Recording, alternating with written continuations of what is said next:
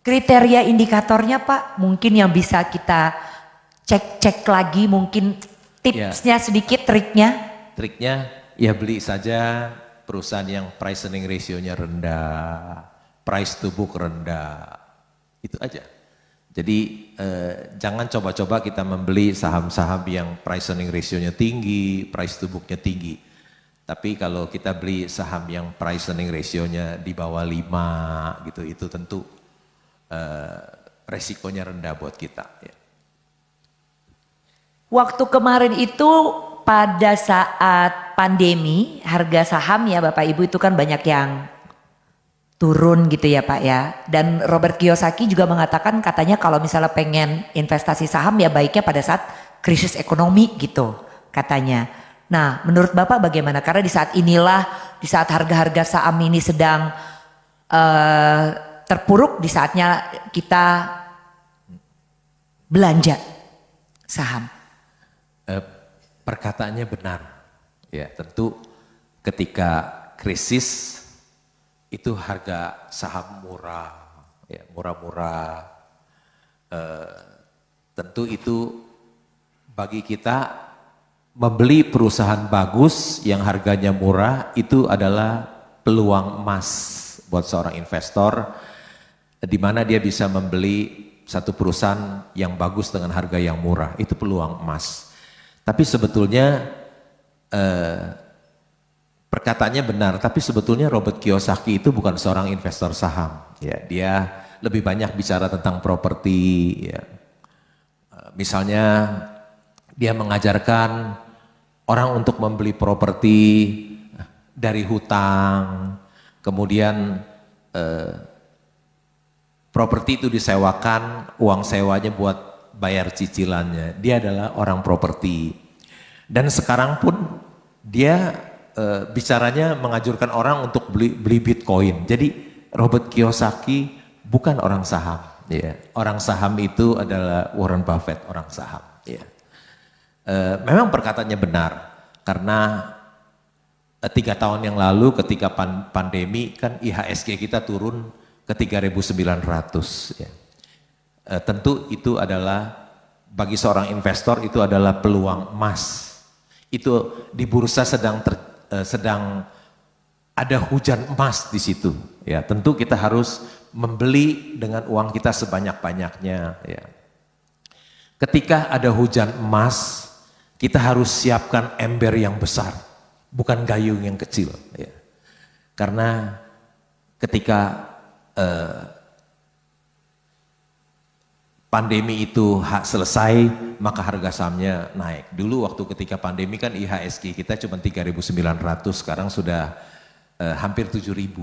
Jadi memang ketika krisis itu adalah peluang emas, itu adalah hujan emas bagi seorang investor. Gitu.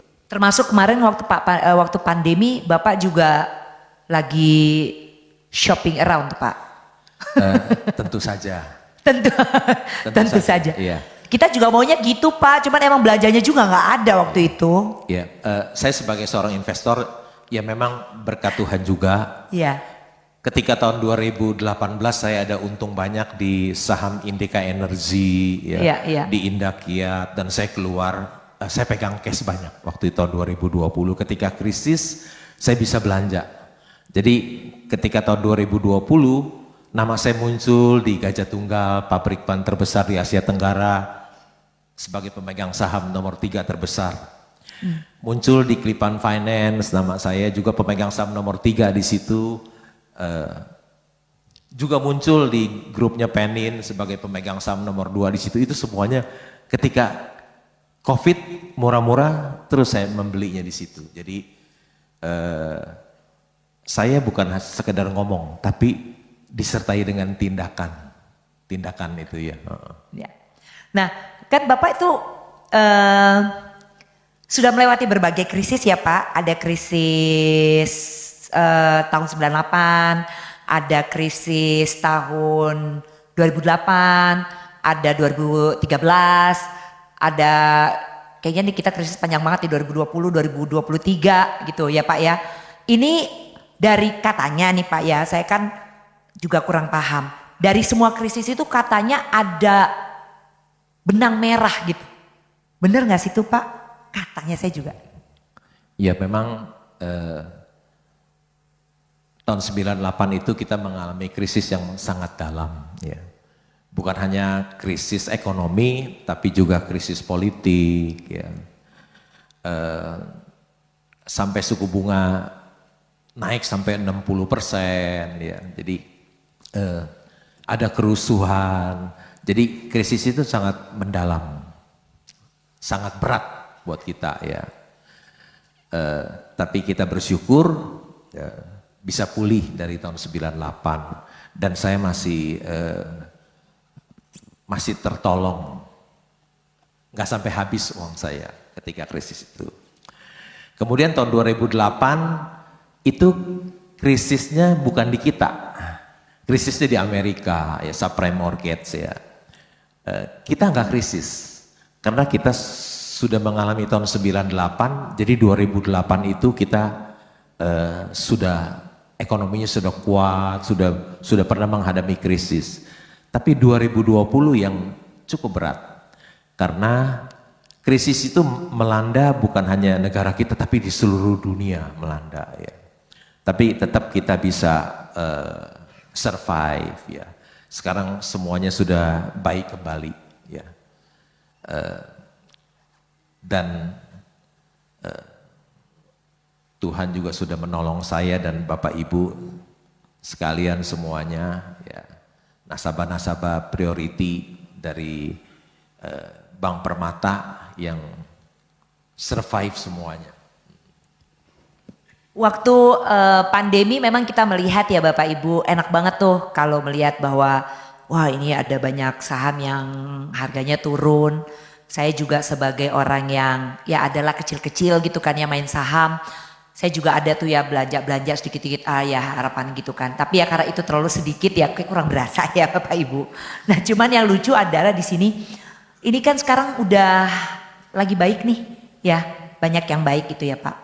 Ini sektor apa nih Pak yang masih berpotensi kira-kira Pak gitu, maksudnya kan apakah terlambat gitu atau selalu saja ada kesempatannya menurut Bapak bagaimana?